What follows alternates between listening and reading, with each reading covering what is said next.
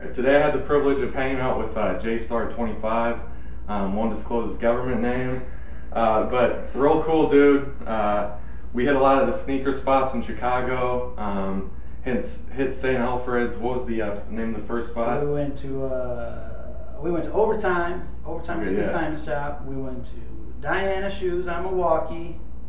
And then we hit St. Alfred's also on Milwaukee. And there were a lot of cool people at all the spots, especially Overtime. Yeah. Really chatted up with those people, but great time. The food at the was it Lebanese? Yeah, we had Lebanese, like Middle Eastern food. It was really good. I had shawarma.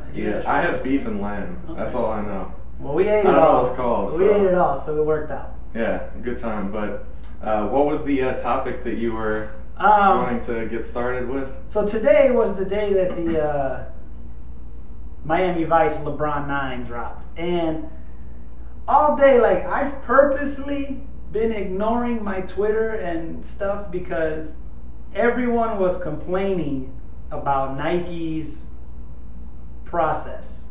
And so we were talking about it, and I was like, yo, let's just turn the cameras on and let's just chop it up. Yeah, sadly, I actually attempted to get them. I was a little frustrated with the local releases when they came out. So I got on Foot Locker and had some issues with, they had a countdown clock. And what happened was, as soon as the time expired, I went to hit add to cart, and it said the product not available yet. So I kept instantly clicking, and what ended up happening was, as soon as it was available, it said it was sold out. So technically, it appeared as if it was never really available. All right, so I've heard from, actually, let me put my disclaimer out there. I did not try to get the shoe. I didn't, the shoe is nice. Anybody that got it, I'm happy for you. I was more excited about the 9 Elite Taxi. So I didn't have to get up early and do all of that, got to get these kicks. But so many people were upset that, how can they be sold out at 8 o'clock? I hit the button right at 8 o'clock on the dot. 1 second later, how could they be sold out? And so that has sparked everyone being mad. And this happens all the time. Every week, like yesterday, the LeBron was everybody's favorite shoe. Today, everybody that got that shoe, it's still their favorite shoe. Everyone who put in time to get it, it's no longer their favorite shoe. The shoe sucks, and Nike sucks right along with them. And we all know that Yeezy is going to be the next. And so the cycle's going to be their next favorite, especially the ones that didn't get the LeBron. So this week, the Yeezy is going to be everybody's favorite shoe. Come Saturday, the people that don't get it or can't get through or whatever, they're going to be mad at Nike and mad at Yeezy. And so I guess my question is, and I'll just ask you since you're right here, I don't usually have someone to ask it right away, but what process, if you were Nike, what would be the best process? If you could do it, how would you approach a crazy release like a Saturday release? Okay, so I spoke on the Foot Locker website.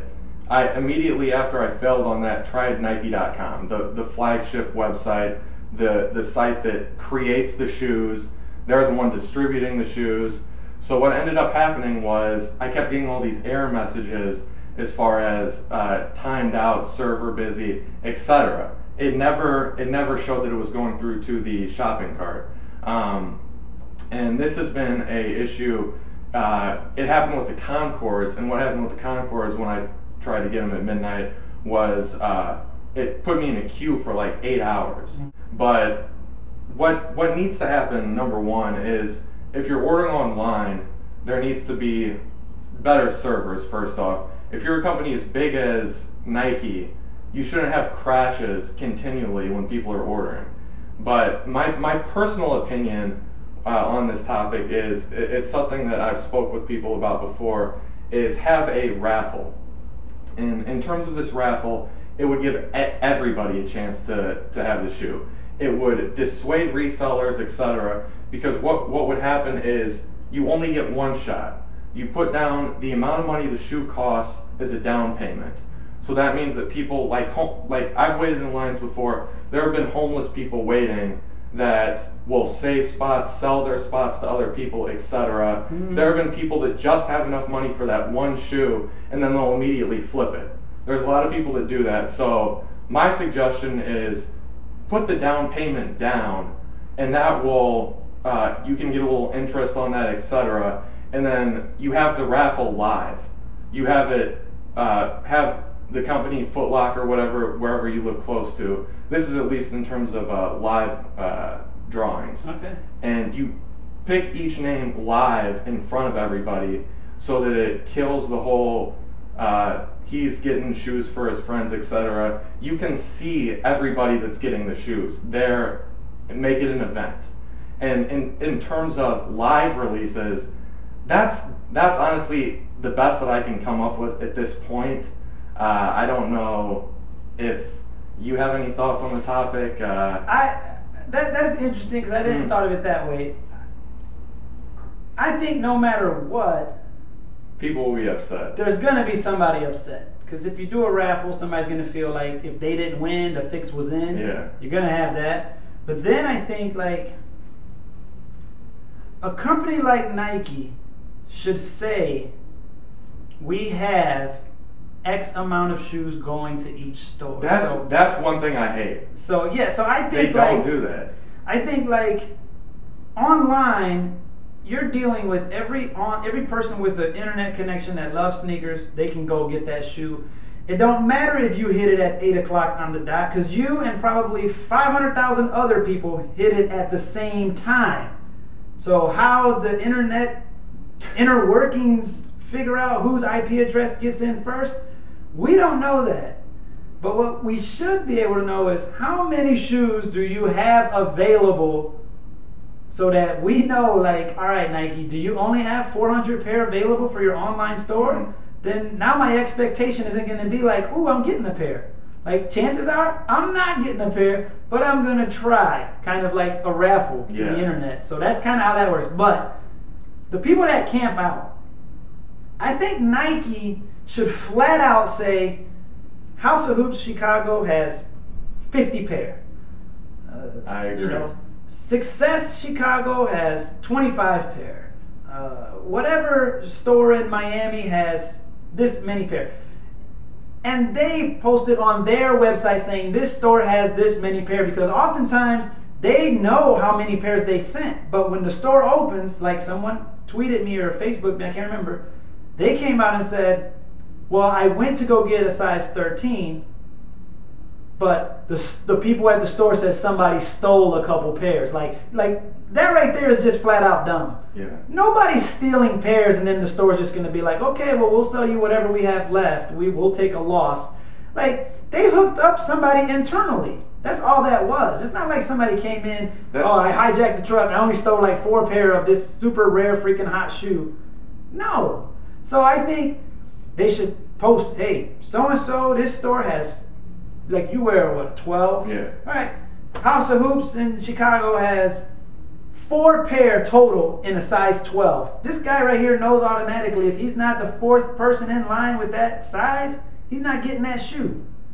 I think that at least, it's not going to answer the question. It's not going to make everyone happy, but you ever get in line and then you get to the front and you're like, oh, and you're like, sorry, we don't have it. And I'll say something on that topic. When you say about hooking people up, like inner employees, stuff like that. Okay, that's another issue that needs to be dealt with. I definitely understand employees being able to get access to the shoe. Yeah. Understandable. But when every single employee in the store has access to the shoe, I think that's when it becomes an issue. I think that Nike should limit it to a handful per store. So maybe House of Hoops, State Street, Chicago, they get 32 shoes. Maybe 2 or 3 can go to employees. Because the thing is, they're guaranteed the shoes. So if you're distributing 16 to employees, that's half the supply gone right there. And that is the part that we don't see and we don't accept or hear. Because instead of people, instead of people blaming the store, the mom and pop store, or whatever, the boutique or whoever it is that got the shipment, instead of blaming them, all you hear is Nike sucks. But Nike did what they were supposed to do. They sold the shoes to the store. The store got the shoes. The store is responsible for how they release those kicks. And so I think that situation, you get 32 pair, you got your employee decides he's going to hook up 8 people, you know, whatever. Now you cut it down, but you look outside and you see on a Friday that there's 58 people already in line at noon. And the employees are walking out knowing that all 58 aren't getting those. Yeah, it's like, why not at least say, yo, you're not getting them? Or just come out and be like, you get a pair, you get a pair, you get a pair, you get a pair. You know, I think, like I know they do the wristband thing here in Chicago where you go camp out early, they give you a wristband, that wristband is insuring you, or some places do a ticket. Here's a ticket, you're getting your shoe, all right?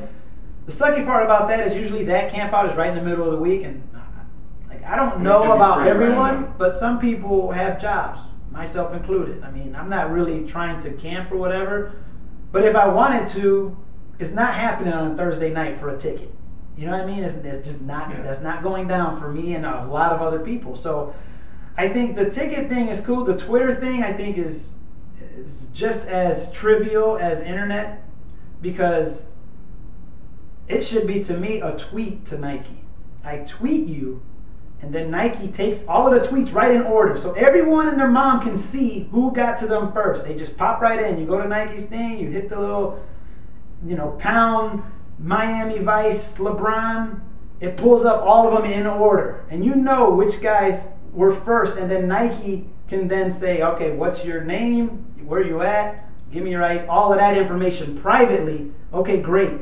But to do the whole thing, like send us a private message, all that tells me is it don't matter if I hit that freaking send button right away or not. They're going to pick and choose who gets the kicks. Because I've heard already too many people say, I couldn't get this shoe, but I sent my tweet within 5 seconds or whatever. Good. So I think it should be public. If you're going to do the Twitter thing, I think that should just be a public thing. Hey, the Yeezy, pound Yeezy 2 at Nike.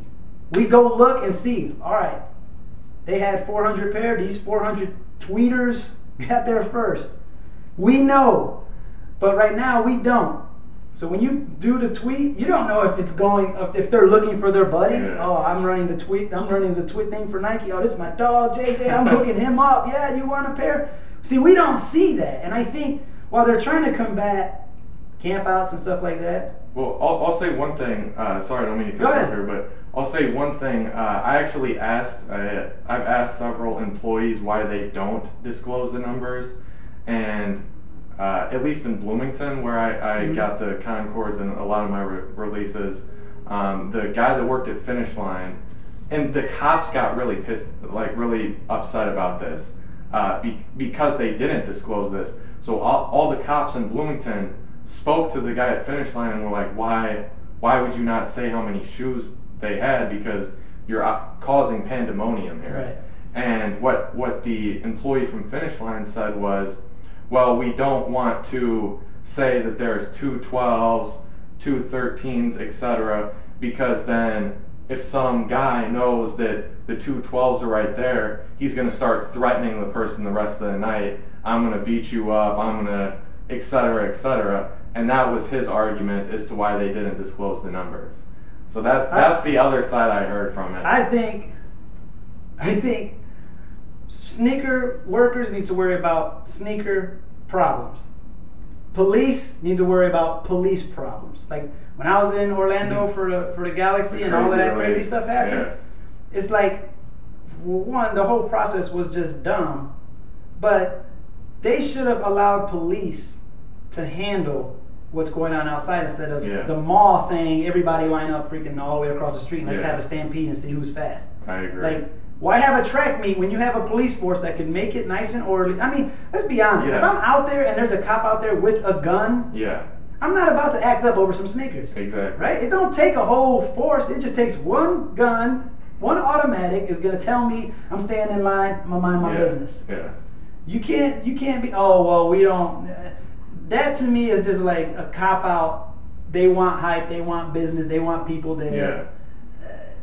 I just think the whole we want publicity is kind of a little bit much. I know you want hype for sneakers, but like how much hype do you want? You know what I mean? Like when people get stabbed in your mall parking lot or your store parking lot, is that worth you not just divulging the information of, yo, we got 7 pair of this shoe? This is slightly, a little bit off topic, but another thing that I would have liked to at least hear from a company like Nike is after these like stabbings and riots and stuff take place, I don't want just some form letter saying, we apologize for the inconvenience. I want to see somebody, I want to see Phil Knight say something about what's going on. It just seems really impersonal, and that they're focused more on the profits at the end of the day, at least as of right now. That's interesting, but I never really thought about that.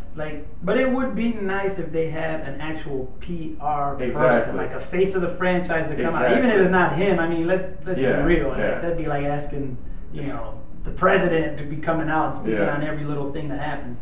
Can't do that, but they should have like a public relations figure. I agree. For us to for the media or someone to ask questions just straight out. Hey, don't give us this piece of paper that we can't ask questions to. Yeah. All we can do is just look at it like, okay, great. Yeah, exactly. We get no feedback. We Exactly. we don't get to ask the question of, well, are you going to change this? Well, why do you do it this way? Well, why didn't you do this? Well, why don't you let us know? Yeah. Well, why? There's a whole lot of whys that don't get answered on a piece of paper that just says, we're sorry that so-and-so got shot. Yeah. Whatever, blah, blah, blah, Nike. Yeah, that's exactly what I said to the customer service rep I talked to, who was actually really, really nice and understanding about the whole LeBron thing this morning. And she said, we'll take your feedback and we'll send it to the PR people, but that's all we can do. She's like, I was like, well, is there anybody higher up that I can personally talk to? And she said, unfortunately, I'm sorry, there isn't. So unless I'm actually going out to the Nike facility and looking for these people, it's pretty much impossible to get in touch with them. So I don't know. I know we've touched on 4 or 5 different things. Yeah. But I personally don't think the process is that far off from being fixed.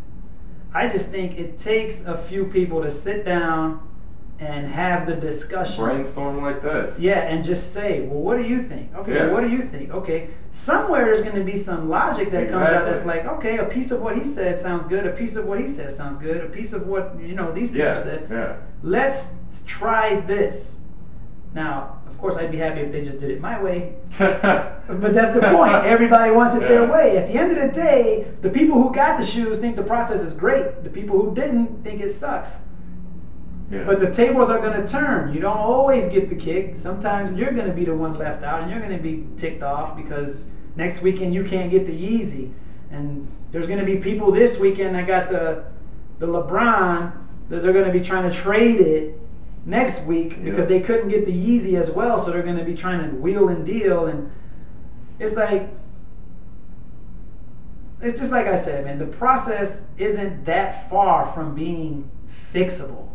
I just think the Twitter thing is on the right track, but it's not really on the tracks. It's like the bumpy ride. If the train came off the tracks and was riding on the wood, that's what we're doing right now with this Twitter thing. I was shocked to even hear that they came up with the idea, to be honest. And I mean, on one level, I get it. It's kind of like their, like you said, the paper thing. It's kind of robotic. It's their robotic approach to fixing it. Okay, we're gonna do this Twitter thing, and you got to message us. And as soon as they said message us, I'm like, well, that already leaves too much room for you to hook up certain people. Yeah, true. You know what I mean? So it's like, are they looking through to see, how many followers does this guy have? This guy has a bunch of followers. Let's make sure he gets the shoes, because when he tweets the shoes, Nike's going to look like superheroes because this super cool guy got a pair of kicks.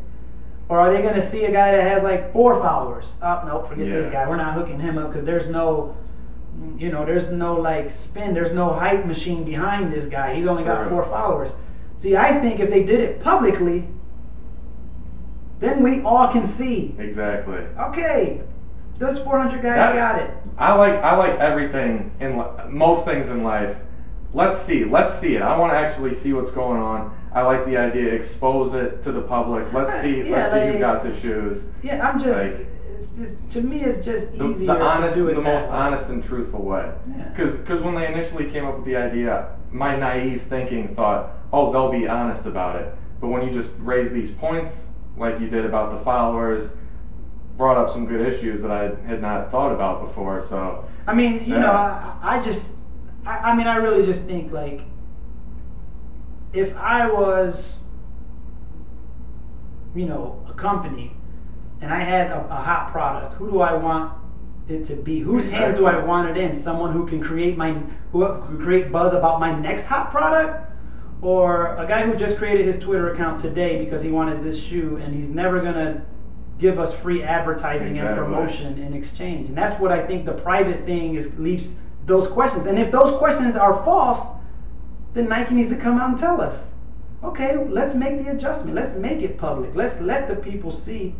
Because I think at the end of the day, if people feel like Nike's reaching out to the customer, not just in a robotic way of here's a piece of paper and here's what our plan is and that's it, you can't ask us any questions. I think if they reach back out and say, okay, we'll make an adjustment on this because we've heard your feedback, that will go further than whatever the hype is going to be created for the next shoe. Because then people are going to start like feeling like you're listening in return. That's true. So now your job is to take this video to Nike and make sure they see it. Oh, I will, man. Especially after I finish this last year of law school. Watch out, Nike. No, it was cool, you know, hanging out, chatting it up. Definitely. And, you know, we could do it again. I mean, I just want to say thanks for, you know, having me in your place, checking out your kicks, watching this game that's it's over now. Highlights now. But thanks for having me, man. It was a fun day, man. grabbing kicks, and I don't think you got kicks today. Nah. I was the only one that got excited and bought a pair. Waiting to see if I get these LeBrons, then we'll see how thick my pockets are after that. Yeah, see, I got lucky. I found a nice little steal down in the city. So, all right, that's all, man. I'm going to go ahead and blaze back out to the suburbs, and we will be in touch. Rate, comment, subscribe right here on this channel, and post some video responses here. I'll probably do a video response on my own, and I'll post it up, and you know, let's just keep this conversation going. All right. Peace. All right, thanks a lot, man. Yeah, no doubt. All right. Peace.